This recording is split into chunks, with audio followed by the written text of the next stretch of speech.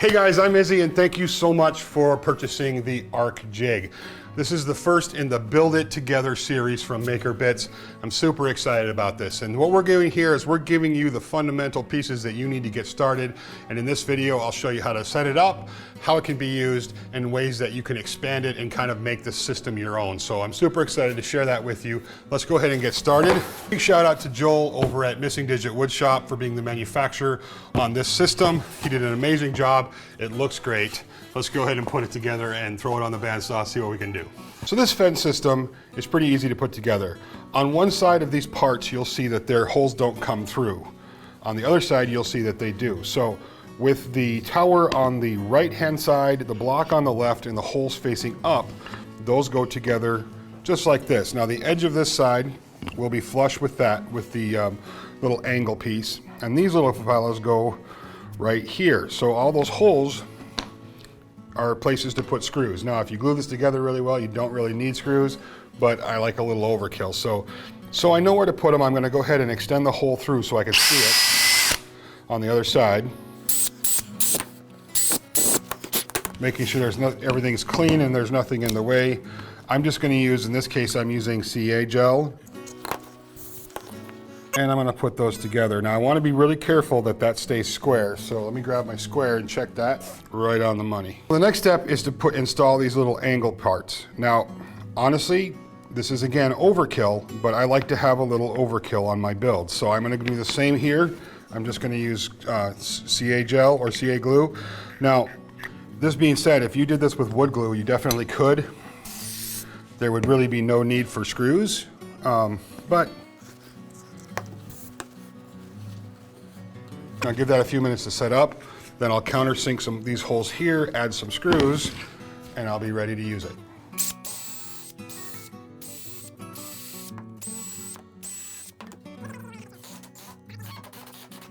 All right, once you have your sled put together, go ahead and set that aside and we'll get back to that in a minute. Next up, we're gonna work on the base plate.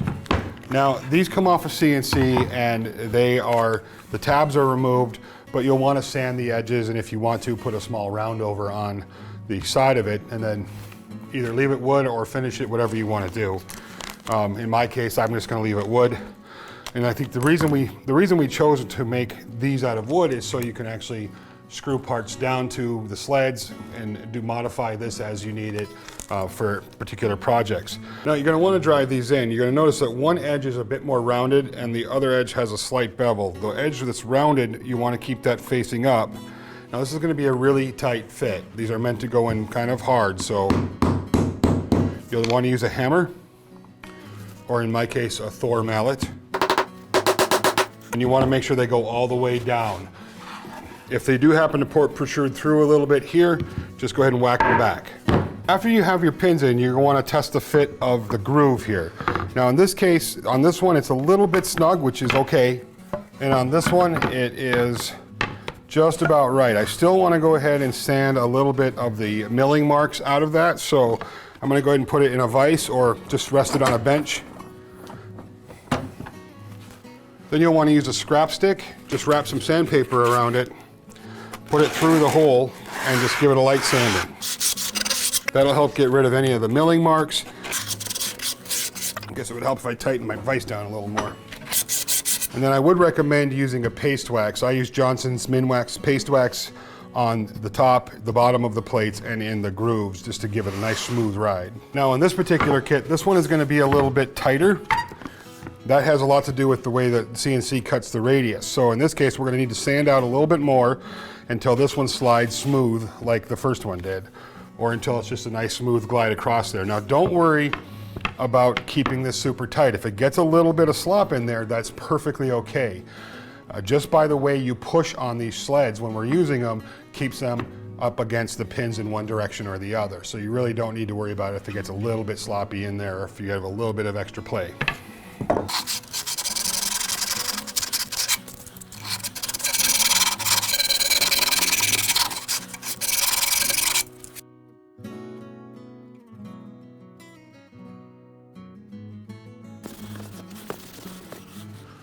So when it comes to mounting the Arc Jig onto the saw, there's not a one size fits all. I've recently put a large sliding table on my bandsaw. Now some bandsaws, most of them won't have this. So the bandsaw jig sits far enough forward that you could put a small plate along the front of your bandsaw where this lines up with about the halfway mark here. So in this case, I'm not using anything bigger than a 3/8 blade on the bandsaw when using this jig. That way I know that the back of it will sit just slightly proud of that line here and be in the center of my mark there.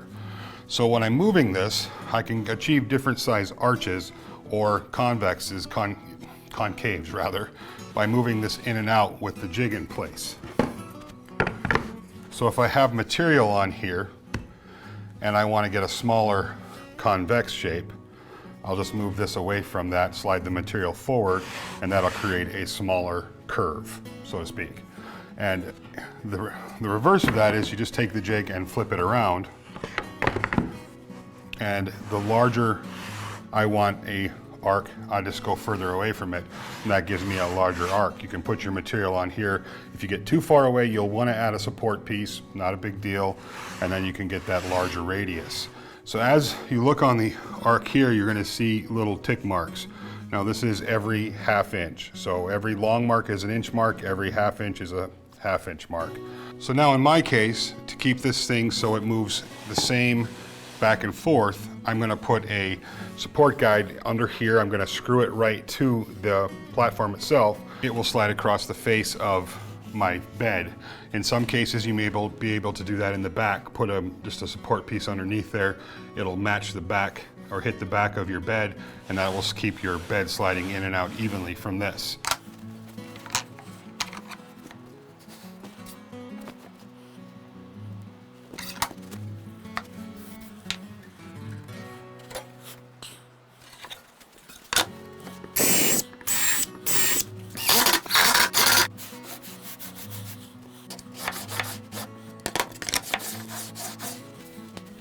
On one end of each of the slides, you're going to see a 1/4 inch hole and then a place that you can screw a 1/4-20 nut into or bolt into. So in the first one, without the 1/4-20, you just put a 1/4 inch dowel in there, and that 1/4 inch dowel slides along this track on the fence. And then in this case, I just got a 1/4-20 nut with a fender washer, and that goes right there. Now you can get knobs. I think Lowe's carries knobs like this at Home Depot, or at Home Depot may as well, or you can just use a 1/4-20 bolt or make one. Just make sure it's under 1.5 inches. And that allows you to adjust your fence. This is going to be important for making boxes or doing things like this, where you've got a convex cape and a concave right here, both in the same one. But to make sure that we're cutting center, we need to find the center of the plate. And to do that, we're just going to use a framing square in this case. These 2 nipples on the end of this base plate are perfectly lined up. In other words, they're perfectly lined up with the blade. If I was to run this across, that would stay square with the blade. So now I want to come 90 degrees off of that in the center of the jig, and that'll tell me where I need to center my box at. So if I put a box on here, it needs to be in the center of that line. So the same thing on the tighter arc plate as well. From those 2 lines, that's straight across. So in order to find the center, where I would center out my box on a much tighter radius, I would do the same thing here. Now to do that, I'm just going to grab a piece of scrap wood and mark my 2 distances from this point right here and this point right here. In this case, it's 10 7/8. So half of 10 7/8 is 5 7/16. So I'll put that mark here.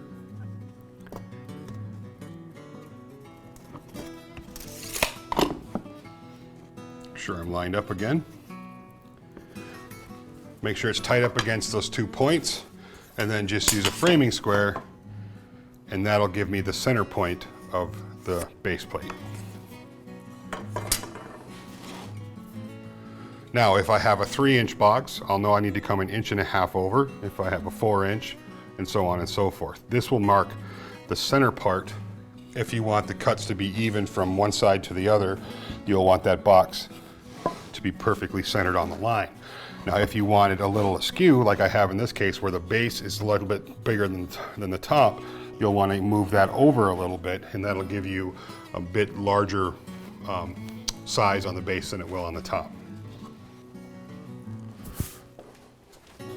So just to give you a real quick demo, 3.5 inches, I want to center that out, so I need to go 1 7/8 So I need to go 1 3/4 inches over.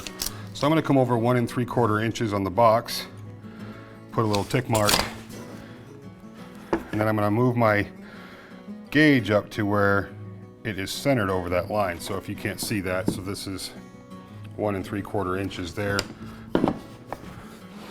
And then I'm going to move that over to my center line right there. And that'll keep me nice and centered. That'll make sure when I cut this concave that it stays centered on this box here. Let me.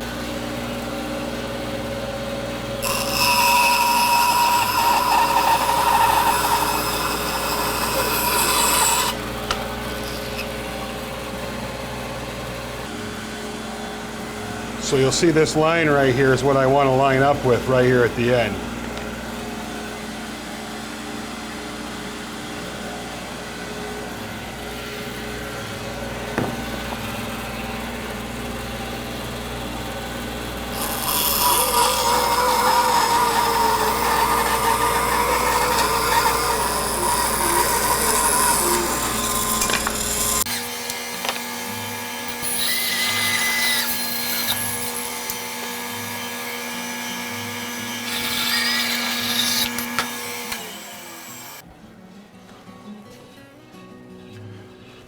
So just a little bit of practice and a little bit of dialing this thing in, you'll be getting these really nice curves. And it works exactly the same for the convex shapes, you know, the opposite direction.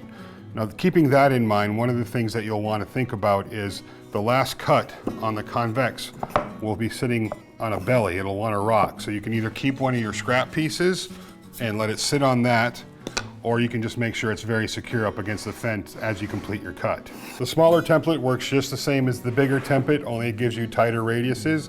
And by moving this out when it's cutting convex, you'll get smaller convexes. And by flipping it around, you can get the concave shapes. And by moving it away, you get larger concave shapes. Same here, moving it further out, larger concave shapes. Moving it further out, flipped around, tighter concave shapes. This can get confusing fast. So one more thing before we call it quits. So here's how you can make your own custom templates. In this case, I'm going to go ahead and just get an arc. It doesn't have to be a perfect arc. It can be start shallower and get a little bit steeper, which is one of the reasons this is a really cool setup. You can actually change your pitch positions. So in this case, I'm just going to go ahead and draw an arc out. My pin's going to get in the way. Yep.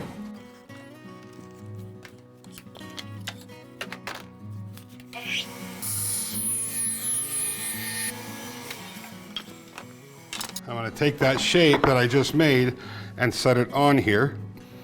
Now, if I were to pin this, I put just a piece of material, wood here, that secures this, and a piece of wood that secures this, I'll be able to have a whole new arc shape, if that makes sense. Drop them in there. We're gonna pretend these are 3/8 drill bits. We can drop it in on each end, give it just a loose fit, and then run a piece of material across each end to secure them. And now you have a whole new shape that you can use on the arc jig just by running them down those pins. Pretty much your imagination is your limit. That's really what the arc jig is. It's a build it together system. We'll start you with the base and then you can take it from there and do all kinds of crazy things. Really hope that you guys share the projects that you build with this. Would love to see them. And if you come up with improvements, we'd love to see those as well. Hey guys, thank you very much for supporting the first Build It Together or Maker Bits system. Here's something I did with my rough cut one. I have plans on doing a lot more projects with these and I'll be sharing them, of course. So if you're not following me on Instagram, definitely suggest you do that because that's where I do most of my day-to-day sharing. And then of course, if you're on YouTube, I'll be sharing some projects there as well. There's a lot of things that can be done with this system and a lot of ways that you can modify it and make it better and make it for your uses. So I would really be interested in getting some feedback from you guys. Now this is definitely a build it together system, and that was the whole premise of doing this, was design systems that we can all build together and we can all make improvements on, changes to, make suggestions for, so we'd really be interested in some feedback. I hope to hear from you and see you soon. Thank you very much.